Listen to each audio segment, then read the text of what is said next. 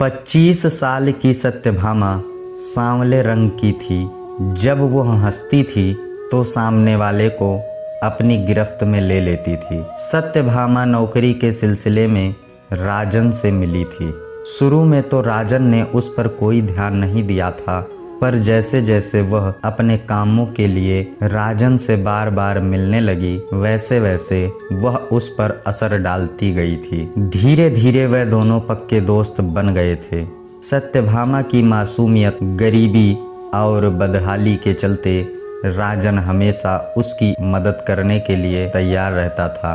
एक दिन अचानक सत्यभामा अपने भाई और एक नौजवान के साथ राजन के यहाँ आई। पेशे से टीचर और बुआ का बेटा कहकर सत्यभामा ने उस नौजवान का परिचय राजन से करा दिया था। राजन ने उन सब के स्वागत में कोई कसर न छोड़ी थी, पर सत्यभामा का एकाएक रूखा बर्ताव उसे अटपटा लगा था। रात के खाने के बाद राजन ने सत्यभामा के भाई और बुआ के बेटे को अपने ड्राइंग रूम में सुला दिया और खुद दूसरे कमरे में सोने चला गया।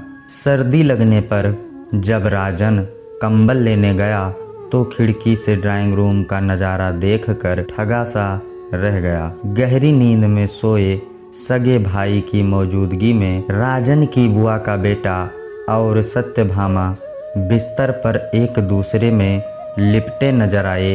यह नज़ारा देखकर राजन दर्द से तिलमिला गया और उल्टे पैर लौट गया।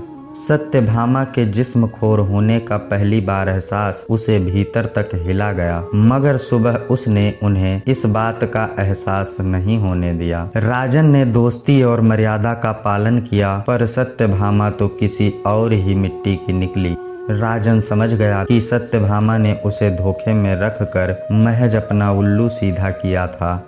जाते समय सत्यभामा की चालाक आंखें राजन को पहचान चुकी थी कि वह उसे रात को देख चुका है। राजन ने सोच लिया कि जो लड़की जिस्मानी सुख के लिए रिश्तों को बदनाम कर सकती है, वह कभी किसी की सच्ची दोस्त नहीं हो सकती। राजन सत्यभामा से किनारा करने का मन बनाने लगा, मगर जिसे सच्चे मन से दोस्त मान लिया हो, उसे एकदम छोड़ा भी तो नहीं जा सकता। आखिरकार राजन ने कड़ा मन करके अपनी ओर से सत्यभामा से कोई नाता न रखा, लेकिन न चाहते हुए भी उसने सत्यभामा के बारे में जो जानकारी हासिल की थी, वह उसके दिल को झकझोरने वाली थी। राजन सैलानी बनकर जिस होटल में रुका था, रात को वहां अपनी सहेली सुकांति के साथ सत्यभामा की मौजूदगी उसका कच्चा चिट्ठा खोलने के लिए काफ़ी थी। इस सब के बावजूद सत्यभामा ने राजन से बराबर मेल जोल बनाए रखा और उससे मिलने के लिए बार बार जिद करने लगी।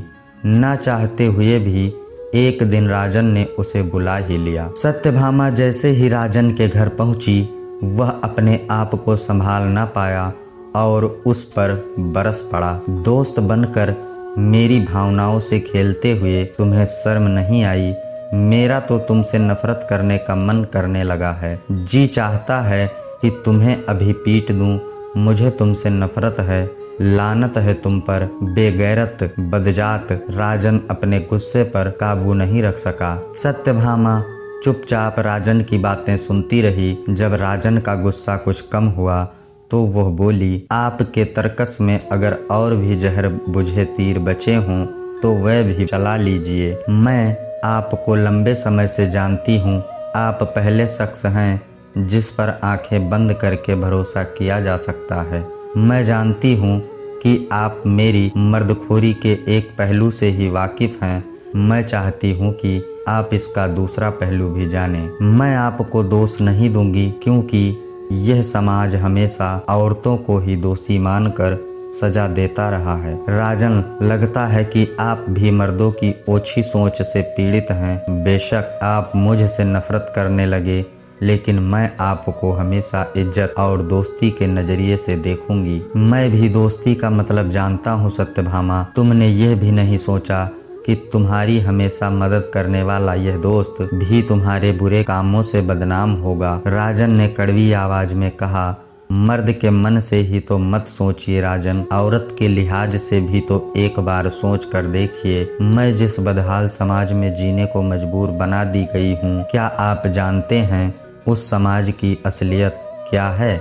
आप लोग पहाड़ के समाज और उसके दर्द को कतई नहीं जानते। क्या पहाड़ का समाज हमारे समाज से अलग है? हाँ राजन बाबू, भूत प्रेत, देवता, गुरु चेलों और तांत्रिकों की बातें आज भी वहाँ पत्थर की लकीर होती हैं। पटवारी, वन रक्षक से शिक्षक तक कई महकमों के ज़्यादातर मुलाजिम औरतों का जिस्मानी और दिमागी शोषण करने में शामिल होते हैं। मांस खाने, जुआ खेलने और नशा करने के शौकीन ये लोग सेक्स और शराब पीने को मनोरंजन का जरिया मानते हैं। औरतें खेत देखने, पशु पालने और घर संभालने में लगी रहती हैं, जबकि 90% मर्द शराब और जुए में मस्त रहते हैं। गुरु चेलों, पाखंड से भरे रीति रिवाजों और कुप्रथाओं की मारी औरतें एक ही खूंटे से बंधना क्यों स्वीकार करेंगी? जो उन्हें अच्छा लगेगा वह उसके साथ हो लेंगी। जहां पग पग पर हर रोज प्रथाओं और रीति रिवाजों के नाम पर औरतें सताई जाती हों, उस बदहाल समाज को धर्म और देवता की आज्ञा के नाम पर गुरु और पोंगापंथी कब बदलने देंगे? सत्यभामा ने पहली बार राजन के सामने सच्चाई खोल कर रख दी। वह ठगा सा उसकी बातें सुनने लगा था। सत्यभामा के थोड़ा चुप होने पर राजन शांत लहजे में बोला, क्या पढ़े लिखे लोग भी इन कुप्रथाओं के खिलाफ मुंह नहीं खोलते? पढ़े लिखे लोग तो औरतों के और भी पक्के शोषक हैं। एक बात जो पहाड़ियों और मैदान वालों में एक है, वह है मर्दवादी सोच। उसी सोच की आंखों से देखकर आपने कई खिताब भी मुझे दिए हैं। आप नहीं जानते कि खिलने से पहले ही यह ओछी सोच फूलों को किस तरह मसल कर फेंकती है, कहीं पत्ता तक नहीं हिलता। ऐसा सुनकर राजन का सारा गुस्सा काफूर हो गया। उसने सत्यभामा को प्यार से देखते हुए कहा, सत्यभामा, मैं जानना चाहता हूँ कि तुम केवल शौक के लिए ही इस दलदल में नहीं आई हो। आज तुम अपनी दास्तान सुनाकर मेरे भीतर के गुस्से को खत्म कर दो। सत्यभामा बोली, हाँ राजन, अब तो मैं तुम्हें सारा सच सुनाऊंगी। सत्यभामा ने सोफे पर बैठकर पीठ टिका ली। राजन के चेहरे को गौर से देखते हुए उसने कहना शुरू किया, जब मैं 8वीं जमात में पढ़ती थी तब बबलू नाम के सहपाठी ने मुझे प्यार भरी चिट्ठी लिख दी थी। यहाँ तक कि उसने अपने माँ बाप भी मेरे घर भेज दिए थे। जब मैं 9वीं जमात में थी तो रिश्ते के शंभू चाचा ने घर से थोड़ी दूर सुनसान जगह पर मुझे दबोच लिया था। कुछ दिनों बाद अचानक मेरी माँ चल बसी थी। बाप को शराब पीने की आदत थी और दादी को काम कराने की। माँ तो थी नहीं जो प्यार करती, रोकती टोकती और मेरी गलतियों पर पीटती। मेरे आराम परस्त भाई अपनी बीवियों में मस्त रहते थे। राजन, नाग तो मेरे पति की तरह ही हो गया था। उसके साथ बने संबंधों ने तो एक भूरण की हत्या भी करा दी थी। जानते हो कि नाग कौन था? मेरी बुआ का लड़का और मेरा भाई। फिर आया जीजा और साली का रिश्ता तो तार तार होता ही रहा। भज्जी और साजू नाम के 2 ऊंची नाक वाले पड़ोसियों ने भी मुझे उसी ओर ढकेला जिस ओर मैं कभी जाना नहीं चाहती थी। मांगी मल्ल गांव का गुंडा था, उसने जो डसा तो डसता ही रहा।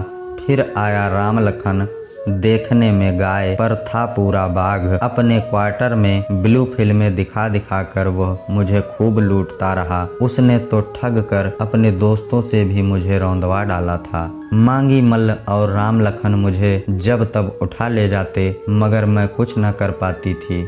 मैं भी धीरे धीरे उसी में सुख तलाशने लगी थी। गांव का संथोली पटवारी और हरिमन कंपाउंडर भी मेरे पीछे लगे रहे। फिर दीदी ने मुझे आपसे मिलवाया। आपसे मिलकर मैंने खुद को बदलना चाहा था। मैंने समाज की बदहाली के खिलाफ लड़ने की ठान ली थी, मगर मांगी मल्ल और राम लखन जैसों ने मुझे बदलने नहीं दिया। मुझे माफ करना राजन, आपके पास आने के बहाने बना बना कर मैंने ना जाने कितने होटलों और अनेक कर्मचारियों के यहाँ रातें गुजारी हैं। जानते हो राजन, बुआ का जमाई भी मुझे बीबी की तरह इस्तेमाल करता रहा। चंद्रमणि, लाल बूढ़ा सूद, पंपा फोटोग्राफर, संजू मिस्त्री, काले कोट वाला कुमार, सब से मेरे संबंध बनते चले गए। विनय सुपरवाइजर ने भी मेरा खूब इस्तेमाल किया, पर मैंने भी उसे निचोड़ कर ही दम लिया था। जानते हो, आपके दोस्त होने का दम भरने वाले पत्रकार भी मेरे पीछे कुत्ते की तरह लगे रहे। मैंने तो अपनी सहेली की मदद की थी, जिसका कोई सबूत इनके पास था। आज ये सारे लोग मेरी उंगली पर नाचने को मजबूर हैं। जिस दोस्त की तारीफ करते आप थकते ना थे, जिसे भाई की तरह प्यार करते थे, वह इतना नीच था कि आपकी बुराई में कभी कोई कसर न छोड़ता था। वह तो आपको ब्लैकमेल करने के लिए हमेशा मुझे उकसाता रहा। आपके इस खास दोस्त ने अपने फायदे के लिए मुझे बेच डाला था। राजन, मर्दों की घटिया सोच को मैंने बहुत करीब से देख लिया है। अब तो मैं भयानक रोग का शिकार हो चुकी हूँ। मैं भेड़ियों की भड़ास और गीदड़ों की चालबाजियों को खूब पहचान गई हूँ। हाँ, आपसे मिलकर मुझे लगा था कि पांचों उंगलियां बराबर नहीं होती। मेरा कल संवारने के लिए आपने इतना कुछ किया, शायद मैं इसके काबिल न थी। अगर सभी मर्दों में अच्छे गुण हों तो औरतें कभी वैश्या नहीं बनेंगी। मुझे अपने किए पर कोई पछतावा नहीं है। मैं आपसे इतना जरूर पूछूंगी कि औरत को बेचने की चीज बनाने वाले कौन हैं? अगर कोई मर्द एक से ज्यादा औरतों से संबंध रख सकता है तो औरत क्यों नहीं रख सकती? सारे नियम बंधन औरतों के लिए ही क्यों हैं? आप ही बताइए। राजन से कुछ भी बोलते ना बना। सत्यभामा एकटक उसके चेहरे को देखती रही। राजन का मन सत्यभामा के प्रति इज्जत से भर गया था। अब वह जान गया था कि औरत बुरी नहीं होती।